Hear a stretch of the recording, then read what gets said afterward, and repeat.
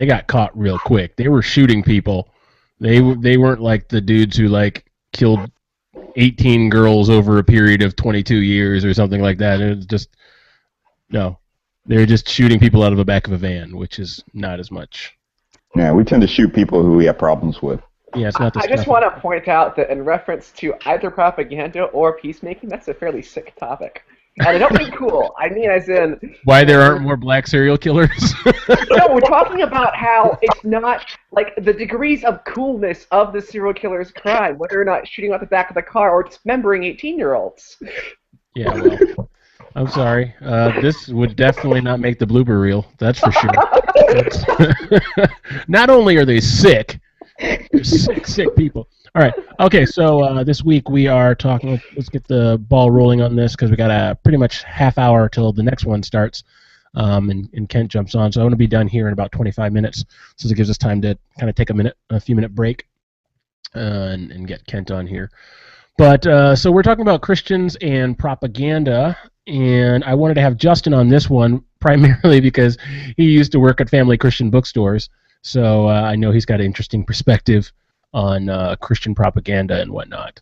And I just thought about that today. I was like, why didn't I invite him? So we're talking about Christian propaganda, and the question we're kind of diving into this week is what are the positive and negative effects of Christian propaganda, such as books, movies, and music. This is going to be kind of I expect this to be a little bit more lighthearted than normal, but it could definitely go deep. So, yeah, so what are the positive and negative effects of Christian propaganda, such as books, movies, and music? And we can talk specifically about books that we've seen be good or damaging, movies that we've seen be good or damaging, music, same thing. So any way you want to cut it, let's talk about Christian propaganda. I mean, hold on.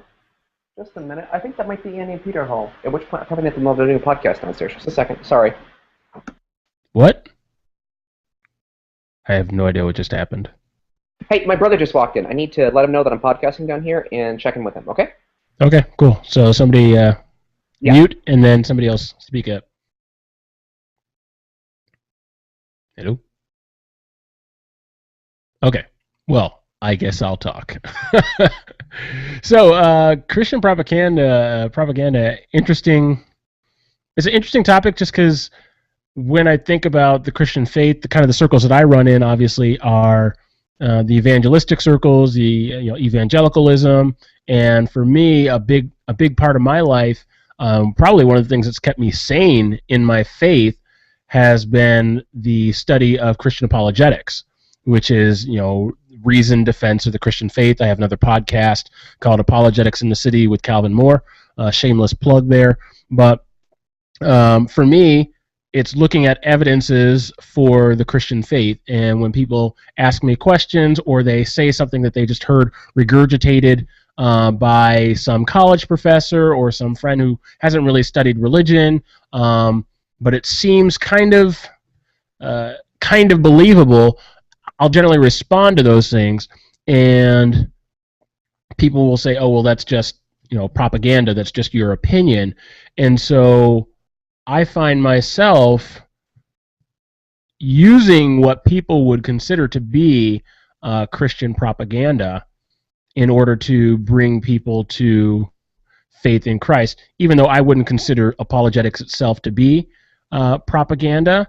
Propaganda tends to be that thing that pushes one belief over and against another. So in that sense, I guess I'm squarely within the realm, at least in people's minds, squarely within the realm of Christian propaganda, because I do believe in the Christian faith. I'm okay with products that say Jesus is Lord because I believe Jesus is Lord. I'm okay with music that glorifies God because I glorify God. I'm okay with movies that have Christian themes in them because I am a Christian and I believe in Christian themes. So in that sense, I guess I'm very much okay with the idea of Christian propaganda, but I guess the question for me would be more to what end? I would say I'm okay with it. okay with Christian propaganda to an extent, but a lot of times, like, especially in modern America, it tends to get over the top and then stops to being about Christ and starts being about, well, what's this trendy new fish I got in the back of my car when I cut somebody off on the highway? Or my WWJD bracelet or my cross necklace or whatever. It just Wait, when was the last time you saw a WWJD bracelet? Oh, are we doing this podcast in 1985? What happened there? Hey, I was 15 years old. I'm much younger than most of you guys here, so. What's that supposed to mean? Okay, I just stuck my foot in it, didn't I? But no, for the there I go, losing my train of thought. But no, sometimes it starts being about Christ and tends to be about marketing, about somebody's bottom line or dollar or whatever, and that's when it starts to get annoying for me. Is when like people are using Christ to make the almighty dollar instead of actually promoting Christ, you know. I'm back. I have no idea what's been discussed, but I'm back. What are your ideas about Christian propaganda? The I guess the positive uses of Christian propaganda. Positive uses of propaganda. Negative uses of propaganda. That's about my thoughts. I don't think that using the media as a device to try swaying opinion in a particular way is good or healthy. The best case you get is you convince someone, usually with bad arguments. The worst case you get is you make yourself look the fool, especially with Christian propaganda, because there's such a academic legacy since the 1800s in secularism that there is just a very, very steep standard of accountability with that. Coming out of World War II and the Cold War, there's a negative stigma with propaganda and things which are like that.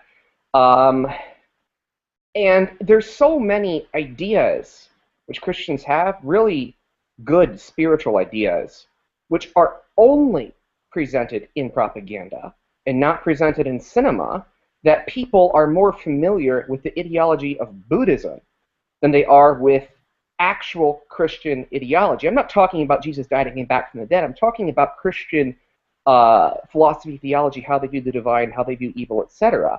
And so when you take something and you make it to convincing my view is right, and so just put the views out there where they can be experienced, you create an exclusive experience. And I don't think that serves the Great Commission, and I don't think it serves society.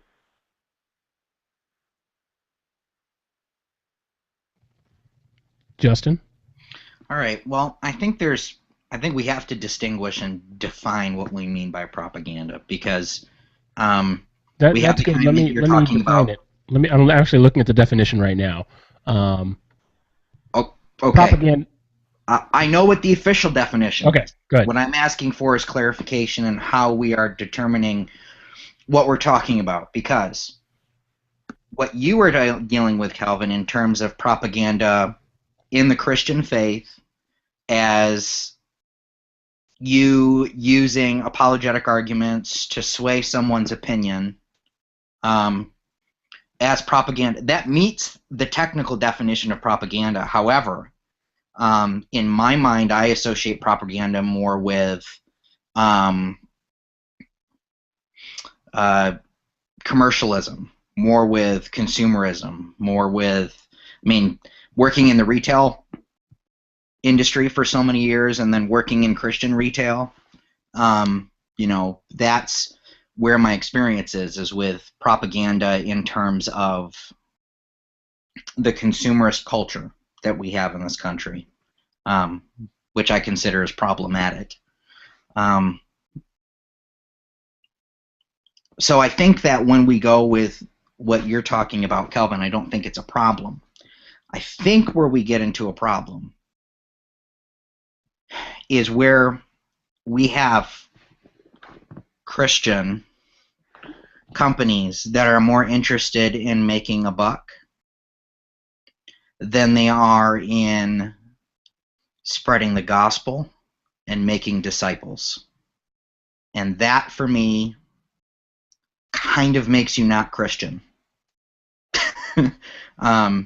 So there's a reason the corporate structure doesn't work for the church, doesn't work for any Christian organization, because corporations are,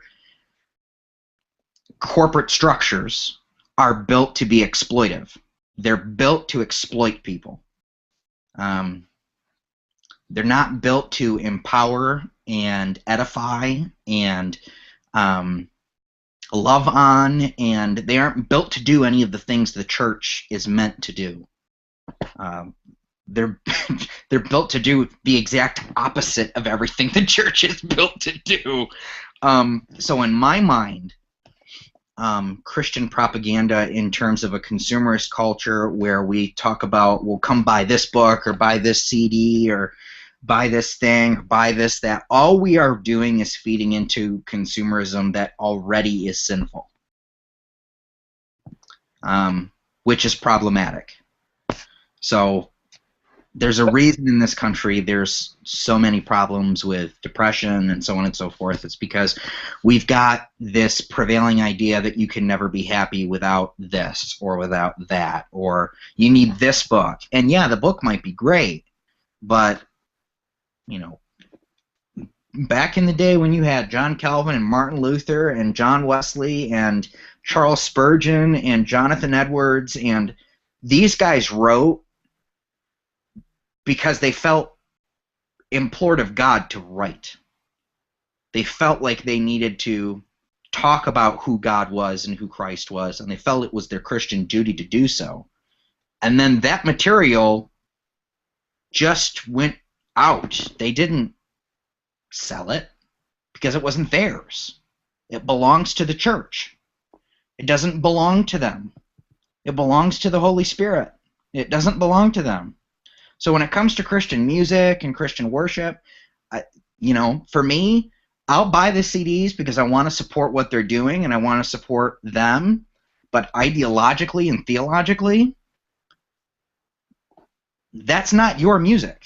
I don't care what U.S. copyright law says. Related to that, one thing, because it's sort of the whole related to the definition of propaganda and the role which church distribution plays in this, from the perspective of the effect of propaganda, not the spirit behind who's making it, but the literal effect of the propaganda, I would actually like this question at you, Justin. What do you make of the where's the gospel message? Where's the Jesus hook?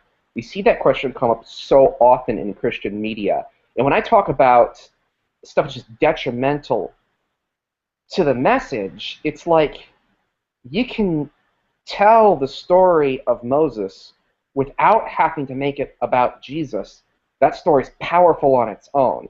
You can tell the story of Barbarossa, his rise to power, a powerful, allegedly Christian king, one of the earlier Holy Roman emperors during the Muslim Third Crusade. And you don't need to make it about his faith to have the story be a powerful story about people of faith. These are things that people don't encounter because of that hook. And I feel like running everything through where's the Jesus message when most of the Psalms don't have that kind of message about them is a major problem. I don't see that as a problem, and here's the reason. The apostles didn't have a problem with making the Old Testament Christological. In fact, they did it incessantly. Matthew, in the first 6 chapters, pushes so much Christological theology onto Old Testament texts that it literally, the first time I recognized it, it literally drove me batty, because as a grammarian and as a textual critic of the biblical text in terms of how we look at it and how we understand it and how we read it from a scholastic viewpoint, Matthew's hermeneutic is awful. But you see, his theology, that's academic, that's though. what's most important. that is academic. It's not media. So I'm not talking about whether or not we can interpret it through that way. I'm talking about the stories we tell. Right. It's academic for us, but in the first century, it's not academic. No, it's not even academic. It's not even the same thing in the first century. In the first century, things would be comparable. Would be things like what did Virgil write again? The Aeneid would be an example of a story, a myth. What we're doing here with our propaganda is we're negating having a culturally relevant myth because we're insisting on making as part of that myth academically whatever the apostles did. And the nature of a myth is not academic. A myth is a way to portray truths non-academically. And the nature of propaganda, when you do propaganda to the exclusion of mythological storytelling, is that you don't present your ideology in the light where a foreigner, someone who's not part of your academic legacy, can partake in it. You isolate yourself. So let's talk about that then for a second. I mean, I like what both of you were saying there, but the point that you're bringing up, David, let's take two case studies from recent pop culture. You have God's Not Dead, which is patent Christian propaganda. It is a Christian movie. It's a FUBU Christian movie. It's for us, by us, right? You know, we made it for our people. It's by our people. At the end, there's a nice, tidy Jesus is Lord message that is finally accepted by the ardent atheist as he's dying in the street.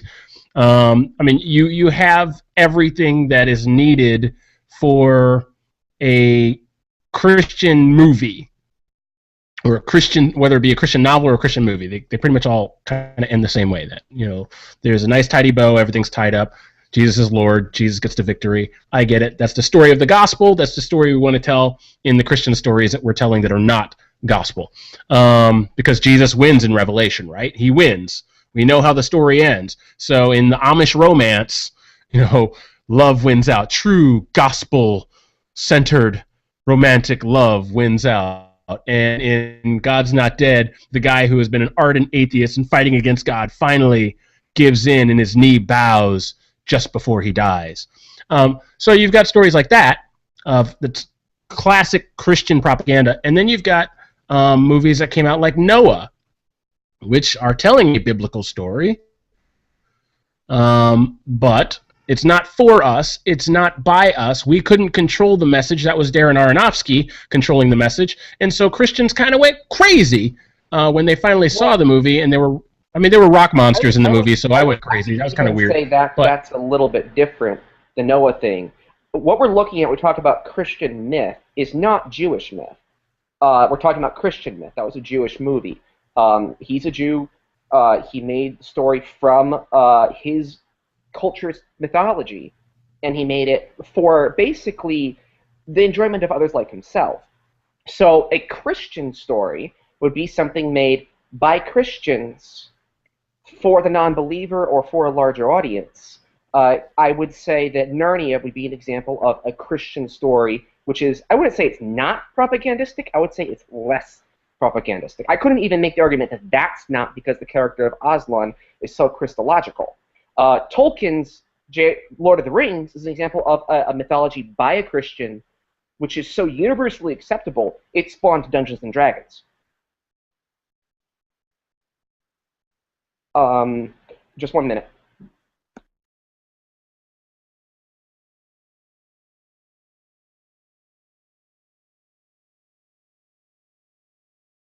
Hey, sorry, Peter's trying to get me to go get pizza for him, because he just came back and they were starving. So I was telling him that we only got 10 or 15 minutes left anyways. So I'm back.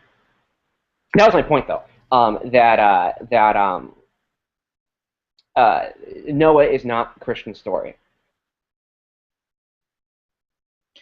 I'm not sure that I would even put. I mean, Narnia and Lord of the Rings; those are very. I guess the reason those debated. I guess the best example of Christian propaganda from a Christian quote-unquote point of view to print out our case to everybody else would be the Left Behind books, Fred Tim LaHaye and Jerry Jenkins. like how it's one Christian sect's view on eschatology and all that. But I mean, that'll be an example of my point, that when we do that, we either have to make a thing so academic it's non-mythological, or it's laughably bad. Like, I can't think of something except maybe The Passion of the Christ, which I think fits into that category of propaganda, which isn't just sort of like, I blush when I tell people that I'm a Christian storyteller because I know the baggage comes along with that. Well, I mean, I think I guess what I'm getting at with been really bad at it lately. Yeah, lately. We haven't always been bad at it.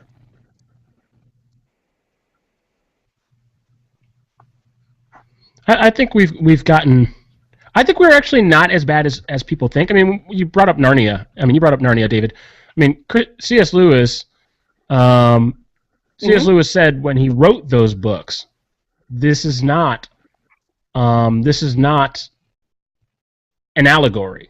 This is a fantasy. And he and Tolkien disagreed over some of the things that he was doing. But I think that as those movies came out, obviously, and as Christians have essentially deified C.S. Lewis since his passing, we've made those books more Christological and more propaganda-driven than they need to be. I guess what really I'm getting at, or I guess I was hoping the question for this podcast would get at, is to what degree is Christian propaganda healthy? Because I see the sub, I guess a sub question that comes out of that is the subculture that has come out of Christian propaganda, is that healthy? Because I look at things like I went to go see God's Not Dead, right? And I came out of the movie, and of course, when I went to the movie, it was sold out, which is unheard of for a Christian movie, right? It's sold out, and you could just see it was all youth groups. It was all chaperones with youth groups, and we all came out, and it was like, that was a great movie. That was fantastic. I love the story. I was kind of like, okay, well, how many of you actually would recommend this movie to your Christian friends? How many of you actually brought to your non-Christian friends the movie? How many non-Christians were actually shaped and changed by this movie, rather than this movie or this album or this book being more about keeping Christians on the farm, is about presenting the gospel to a dying world and telling the truth about that dying world's condition. Talking about the dying world rings true to me, because that's what I read about mostly. In answer to the two questions, I will be highly controversial and say that I do not think, with some exceptions, that Christian propaganda is healthy. I think it's inherently unhealthy, unless there's special conditions. And the culture I've observed coming out of that propaganda consumerism is what you would expect of a culture which primarily desires to consume its own propaganda, which is that it is not ideologically healthy. I don't think the propaganda is causing that. I think the culture is causing the propaganda.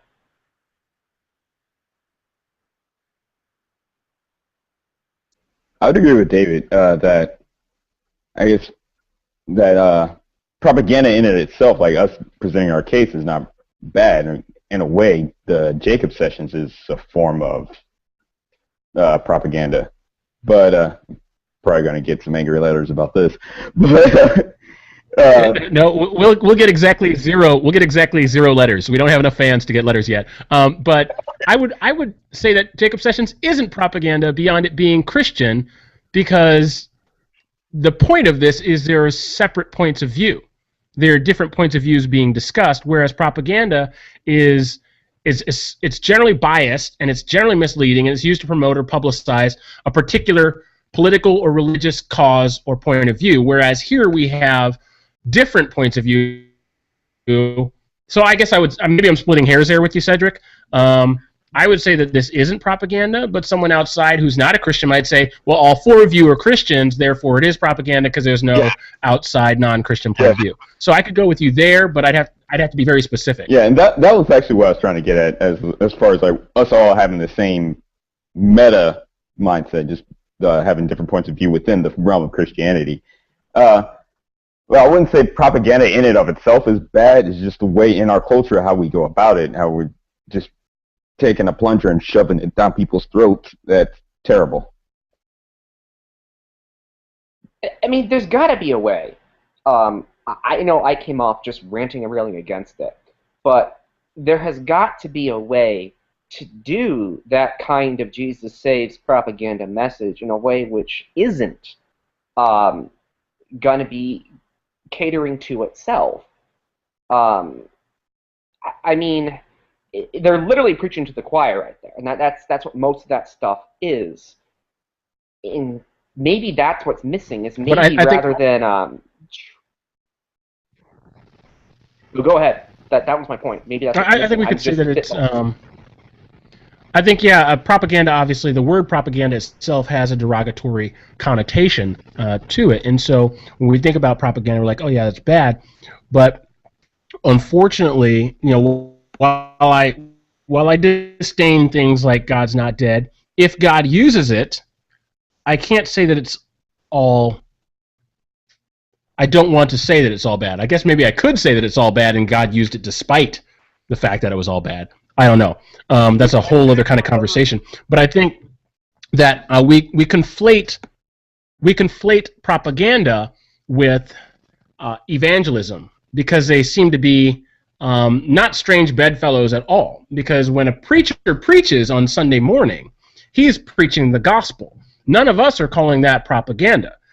However, it's biased. It's biased. I believe Jesus is Lord. I'm going to preach Jesus is Lord. That's the viewpoint I'm going to preach. That's preaching. That's evangelism. And so then we have these other things like books, I think it has movies, and music that do the same thing. Okay, wait a minute. Wait a minute. I think we have to be careful here. God's view of himself is the only non-biased pieces of information that we could ever give. Because truth is truth. That begs the question of whether or not a Christian can convey God's view of himself. Well, I mean, I think God... I agree with you, Justin. What I'm saying is one gets conflated with the other. Right, and I'm agreeing with you, Justin. You know I have a very high view of preaching. What I'm saying is one gets conflated with the other. It's like, oh, because he's preaching, because he's saying that Jesus is Lord, that's propaganda. But in a lot of ways... I don't think that's right, but I'm saying that's what happened. Propaganda is inherently coercive in my mind, just on some level. You're missing out if you're not getting this, you're missing out if you're not getting that. That's why preaching where you are getting people who are doing nothing but the hell and brimstone, and you get the people who are doing... become a Christian so you're happy and wealthy, and both are wrong, because they're preaching, they're dealing with the gospel in a coercive and propagandistic manner, where the discussion of the gospel is supposed to be done dialectically, not didactically. The pastors, if they're doing it right, are pastoring and presenting people who are already of a worldview, things which are more relevant to their worldview. It would be like a science teacher talking about science in his science classroom. Take that preacher, you put him on the curb in front of a museum, and you get someone which looks more like propaganda, because now he's no longer educating those people who are in his field. But I think you're right, ultimately, that the purpose of evangelism is oftentimes conflated or co-opted. I think that's true. I think that might be why I object to it. I just looked this up, so I'm not speaking as any kind of authority, but I find it interesting. The second definition of propaganda is a committee of cardinals of the Roman Catholic Church responsible for foreign missions, founded in 1622 by Pope Gregory the 15th. So, in a sense, I guess going back to what you said, Justin, propaganda, I mean, well, it is religious in nature, and I don't necessarily see anything wrong with coercion, so long as you were coercing to... I mean, I find something wrong with forcing someone, like going to a foreign country, pulling out your sword and saying, "You guys are now officially Christians," or else, versus preaching the gospel, preaching a viewpoint, a worldview, and hoping to coerce people to make a decision for Jesus. In that sense, if we're using that religious connotation of the word propaganda in its original meaning, it looks like, then I have no problem with that.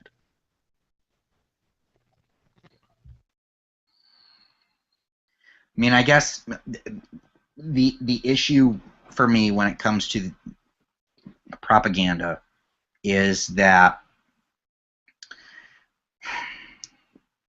evangelism is not intended to be propagandistic. In today's world, that's what it looks like. I think that's because we're lazy. Hey guys, I have to bounce. I'm sorry, something just came up. But you should be... Calvin, can you wrap up without me? I know it's 5 minutes soon. Okay. I think that the reason we do propaganda the way we do it is because inherently we're lazy. And we're irresponsible. We see the world do something a certain way, and we see how successful it is, and so we want to mimic that. There was a point in time where the church was the people kind of on the foreground of doing things, and then the world kind of went, hey, that kind of works, maybe we should do that. Now the church is following secularists around, going, hey, that kind of works, maybe we should do that. And it's creating inherent problems. Just like I said, Christian incorporation, it's a misnomer. It doesn't. The two words cannot exist in cooperation and relationship in a faithful way. That's Christian. It's not possible. That might sound uncompromising and a bit dogmatic, but it's true. They cannot coexist. They're oil and water. But we see a corporation do something and, oh, well, they were successful in doing that. Well, if we slap Christian on the front of it and we sell Christian stuff, we'll do this well and we'll do that well. We're spreading the gospel too, so I guess that's okay. We find a way to talk ourselves into it. The reality of it is this. We are called in the Gospels to be ministers of God's Word, all of us. Not just those of us who've gone to Bible college or seminary, or those of us who feel called to preaching and teaching. Every single Christian who walks this earth is called to be a minister of the gospel and a proclaimer and witness of Jesus Christ and the cross and his resurrection. All of us are called to that. Okay? By allowing Christianity to become propagandistic in terms of a commercial nature, what we have done is we have given Christians who are too lazy to do what they're supposed to do, which is to go out into the world and be a light to people. We've given them an out.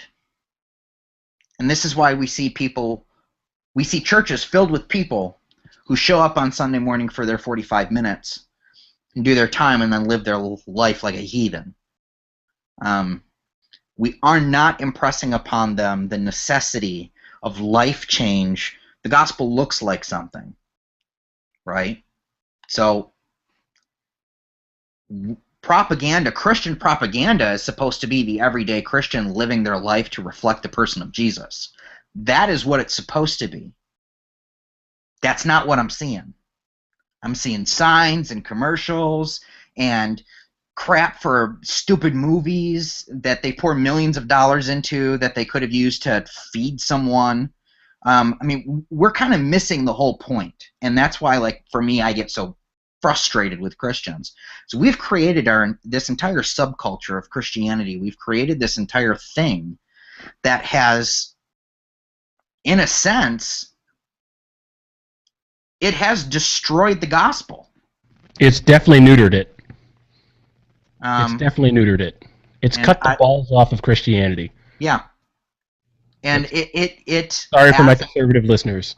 As a minister of the word and a theologian, I cannot tell you how angry that makes me. It makes I believe I just changed the name of this podcast, this episode, to Ballless Christianity. Ballless Christianity. Seriously, though, I mean, like, come on. We have all of these books. Oh, I'm a Christian, and I really have this problem. So, hey, dude, you know what? You know what really helped me? This book, dude. You should read this book. It's really helpful. And it's like, yeah, I know of a book too. It's called the Bible. Read that. I think we're going to end right there. I think that's good. It's just like, are you kidding me? That's why, like, when you were doing this, when you first started Christian Manifesto and you were reading all these books by all these Christian authors, and you were like, oh, man, you should really read this book. I'm like, dude, I've got the only book I need. Yeah, says the guy who now has a master's degree who read 1,000 different books to get that. Get it. I got it. I did. And the Where would you be without your Institutes of the Christian Religion? Where would you be without your Kierkegaard and your who else do you like? Your Karl Barth, and where would you be without their dogmatics? Where would you be? I can tell you right now that without Barth, I would be in a very dark place. We're done with this one. Yeah. No, I think the Catholic in me makes the Sola Scriptura like, what? Yeah, what? Hold on one second. Let me stop this broadcast. Stop!